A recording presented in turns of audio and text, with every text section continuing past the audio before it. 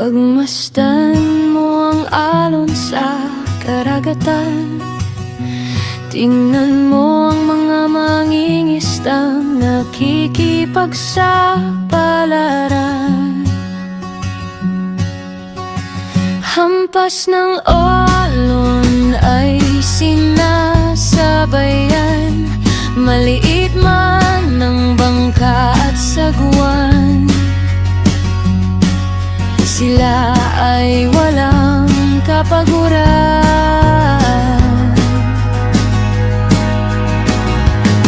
Sa ating paglalakbay